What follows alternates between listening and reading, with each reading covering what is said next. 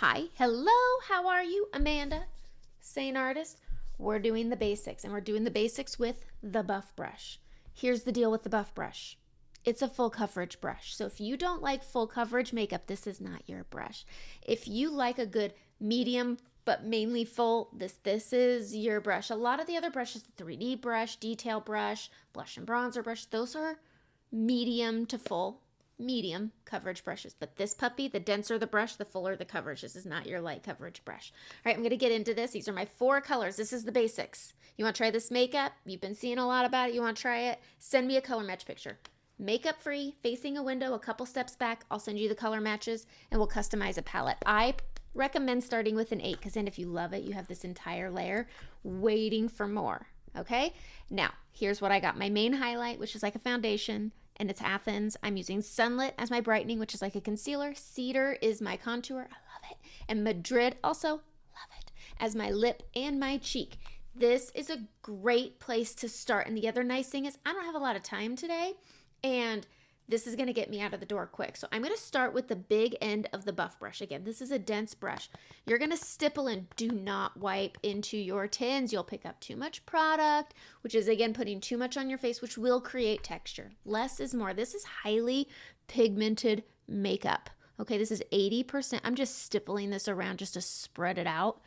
This is highly pigmented makeup. It's 80% pigmentation, so you need very little to get the coverage you're used to. If you're used to full coverage makeup, just be careful. If you're anything like me, and I'm a full coverage girl, I looked like a birthday cake the first week. And so when you're using a full coverage brush, like the buff brush, just know blending helps, okay?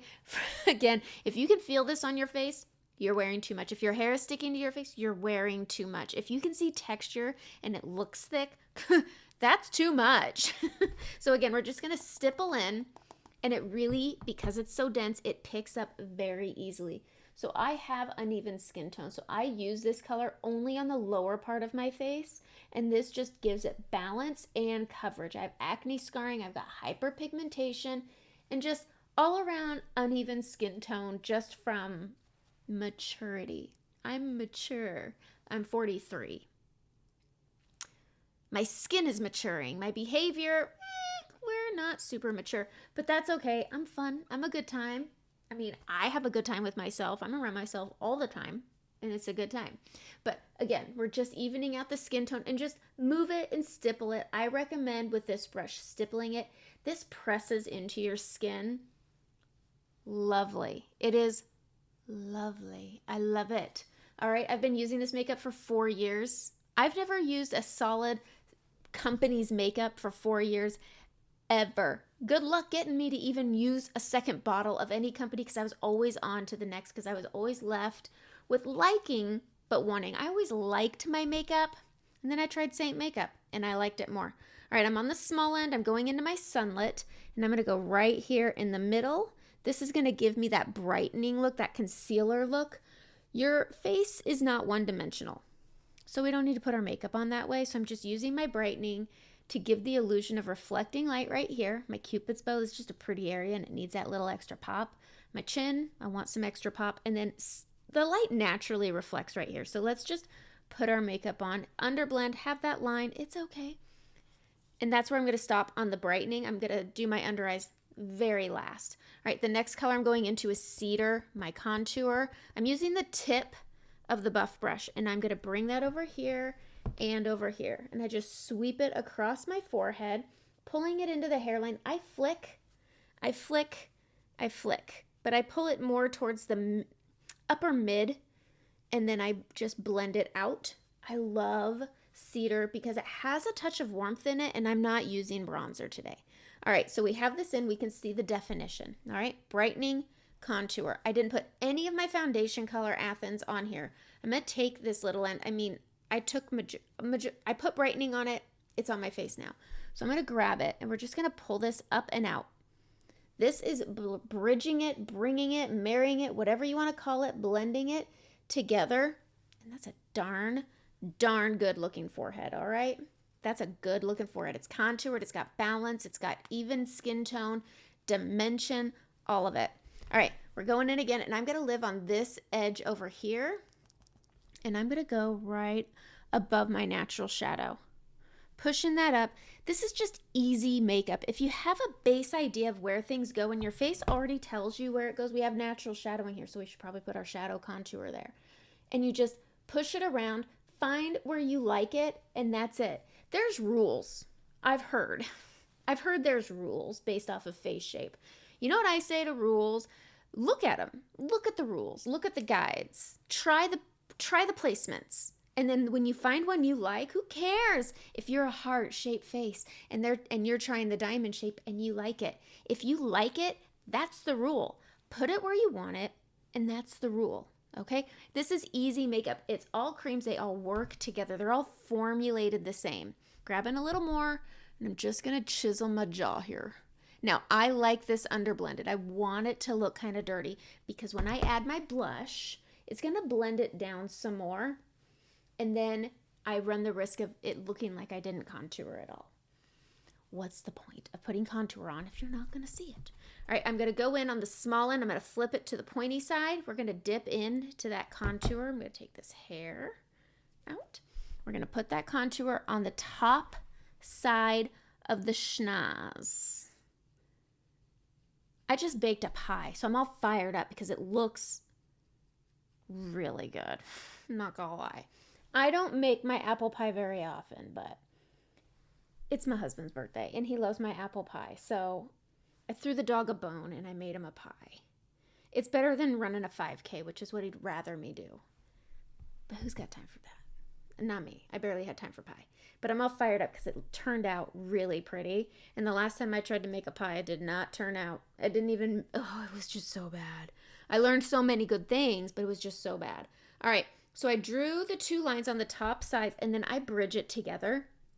I'm going to take that same tip, and I'm going to go into my brightening, and I'm just going to go right down the middle here. And I like to use my finger to just tap this out. And this gives me a nice straight nose. I have a bump on my nose, and so I use this to camouflage the bump by bringing it up on the top side. But I'm not going to smear all that. I just hit my nose. I'm not going to smear all that brown color all over my nose like I've seen people do. That's just clickbait, okay? Nobody needs to be doing that. But anyways, I just bridge it together, but I focus the colors on the top side to camouflage the bump, and then I just bring that straight line down the middle and tap it out, and all is well. All right, next, I'm going to go into the big end of the brush. I'm going to go into my blush. Not too much. You want this buildable, okay? You don't want to go crazy. And because I am of an age, 43, I'm going to start at the tops of my cheekbones, not on the apples of where my cheeks are. I am going to smile so I can see where they are, but as you mature, they go down. And so we're going to put our blush up here. And I like to start light, and then I can go in and I can start adding more. But I keep it up top, and then I smile and I bring it down. I have acne scarring, but I do like a bit of a pink cheek. Here's the deal. That can pull your scarring through. Madrid is a great color if you want that pinky tone, but you don't want your scarring pulling through. It's a really great tone. And so you bring it down to your apples. That's where my scarring is, and it won't pull it through. But here's the deal. If you want something punchier than Madrid, which pink grapefruit, baby watermelon, pink lemonade, there's so many good ones. Add Frenchie to it, or you could even do Madrid with it. It's whatever you want. I lost a thumb today. I look trashy, but I don't have time today. Life's got busy this week. All right, so we've got our blush on. Da-da-da. And now we're going to do our under eyes. I like to do them last because I bring my blush up. I'm going to take the small end. I'm going to dip into my main highlight. I have a little bit of darkness right here. So I'm going to take that main highlight, and I'm just going to give it a little bit of coverage. Just a little bit. It's also going to clean up some mascara that I didn't wash off last night because sometimes it's hard. And we're just going to cancel out the darkness on the inner corner. I can smoosh this up onto my lid too. I use my makeup as my eyeshadow primer, and it's just good. But this is your quick out the door makeup. If you're just needing to put your face on and you're not having to talk a lot like I am, you're going to be out the door in 5 to 7 minutes. It's such easy makeup. I'm going to take my brightening now, and I'm going to take where my shine naturally is, and I'm going to go just above it, and I'm going to bring that up to that inner corner and add a brightness. It's going to give me a little bit more of a youthful under eye. You want very little under your eye. Little tiny bit. You don't even see it on my brush, but it's there. And I'm just pushing it on the top of that shine, and then I'm bringing it up. Focusing on the orbital bone, and then focusing on the soft tissue, because again, this is a high texture soft tissue area, so if you do too much, it shows. It shows. Okay, so we've got our colors on. I'm going to add a little contour to my lips using the tip of the small end. I'm going to go under here. I'm going to grab it some more, and we're going to go right above that Cupid's bow. Give ourselves a little Gomez Adams. I tap it out with my finger, add a little more. I really like it under my lip. Grabbing the top of the tip, and we're going to go and brighten on the outer corners. And then I use my fingers. You don't want to look like you just ate a powdered donut. Woo, that's a bad day. Not a bad day to eat about powdered donut. I love powdered donuts, but that's it. All right, I'm going to go in, and I'm just going to do a quick lip. I am going to use a lip liner. This is Wherever Walnut. It's pretty. Grab whatever and put it on. Sometimes you can use your contours. You can use other lip and cheeks. Pencils are faster. Not gonna lie. So this is Makeup Forever Wherever Walnut. I love it. I color in the edges. But doing that contouring above and below the lip, it just helps them look a little bit fuller. I'm gonna grab my favorite lipstick. Yep, a different lipstick. This is Beauty Counter. This is Petal, and I love it. I need to add it to my links, but it's just this really pretty hydrating pink color, and I like it. It's my favorite. I've been waiting for Seint to come out with something close, and I thought Madrid might be it. It wasn't. All right. I'm going to show a picture of my eye makeup on with this whole thing done. I'm going to take my setting spray. I'm going to spray my face. I love Urban Decay. If you run oily or greasy, grab some. It's so, so good. And I'm just pressing this in where I get really oily.